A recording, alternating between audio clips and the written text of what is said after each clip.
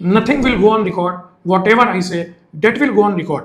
BJP के राष्ट्रीय अध्यक्ष जेपी नड्डा के द्वारा कल राज्यसभा की कार्रवाई में इस कदम को कहा गया और उसके कुछ ही घंटों बाद उपराष्ट्रपति और राज्यसभा के सभापति जगदीप धनखड़ के द्वारा राष्ट्रपति को अपना इस्तीफा सौंपा गया। अपने 18 लाइन के इस्तीफे में उन्होंने स्वास्थ्य के कारणों को इस्तीफे की वजह बताई दोस्तों, और इस प्रकार से कल से लेके अभी तक और ना जाने आने वाले कितने दिनों तक ये राजनीतिक अटकलें चलती रहेंगी कि किस वजह से उपराष्ट्रपति और राज्यसभा के सभापति ने अपना इस्तीफा दिया। बहरहाल दोस्तों, हमारा उद्देश्य परीक्षा उपयोगी कुछ महत्वपूर्ण फैक्ट्स पे चर्चा करना है, इसलिए हमने इस वीडियो को बनाया दोस्तों। अगर हम इस बात को समझें तो कार्यकाल के दौरान इस्तीफा देने वाले तीसरे नंबर के उपराष्ट्रपति हैं। इसके पहले वीवी गिरी जी ने 1969 में राष्ट्रपति के चुनाव के पद में उम्मीदवार बनने के लिए उपराष्ट्रपति के पद से इस्तीफा दिया।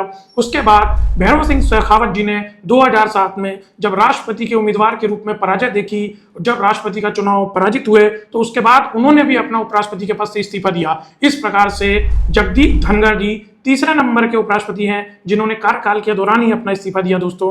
एक ऐसे भी उपराष्ट्रपति रहे हैं जिनकी कार्यकाल के दौरान मृत्यु हो चुकी थी, डॉक्टर कृष्णकांत, जिनके 2002 में कार्यकाल पूरा होने के पहले ही मृत्यु हो चुकी थी। इसी प्रकार से दोस्तों 3 उपराष्ट्रपति ऐसे भी रहे हैं जिन्होंने उपराष्ट्रपति पद पर रहते हुए राष्ट्रपति का चुनाव लड़ा और चुनाव जीतने के बाद अपने पद से इस्तीफा दिया, जिसमें पहले नंबर पे आते हैं आर वेंकट रमन, दूसरे नंबर पे आते हैं डॉक्टर शंकर दयाल शर्मा और तीसरे नंबर पर आते हैं के नारायणन।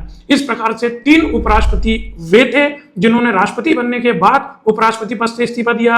जगदीप धनखड़ तीसरे उपराष्ट्रपति हैं जिन्होंने कार्यकाल के दौरान इस्तीफा दिया, और एक उपराष्ट्रपति ऐसे भी रहे हैं जिनकी कार्यकाल पूरा होने के पहले ही मृत्यु हो चुकी थी। दोस्तों, अगर हम संविधान की बात करें तो भारतीय संविधान के आर्टिकल 63 में उपराष्ट्रपति पद का उल्लेख है। आर्टिकल 64 इस बात का उल्लेख करता है कि उपराष्ट्रपति राज्यसभा का पदेन सभापति होता है, और आर्टिकल 67 में उपराष्ट्रपति के कार्यकाल के पद का उल्लेख है, जिसमें इस बात का उल्लेख है कि शपथ ग्रहण करने के 5 वर्षों तक उपराष्ट्रपति अपने पद पर रहता है।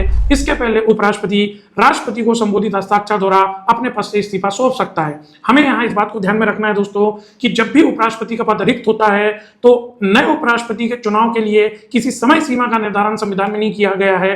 और अगर हम अन्य निर्वाचित पदों की बात करें, चाहे वो सरपंच हो, चाहे वो विधानसभा के सदस्य हो, चाहे लोकसभा के सदस्य हो, यहाँ तक कि राष्ट्रपति के पद में भी इस बात का उल्लेख है कि यदि किसी भी कारण से कोई पद रिक्त होता है तो 6 माह के अंदर निर्वाचन करवाना अनिवार्य है। उपराष्ट्रपति के पद में ऐसा कोई उल्लेख नहीं है। इस दौरान राज्यसभा की कार्रवाई का संचालन उपसभापति के द्वारा किया जाएगा दोस्तों। तो परीक्षा के दृष्टिकोण से ये समस्त जानकारियां महत्वपूर्ण है। इसी प्रकार की जानकारियों के लिए आप हमारे चैनल को फॉलो और सब्सक्राइब करें। बहुत बहुत धन्यवाद।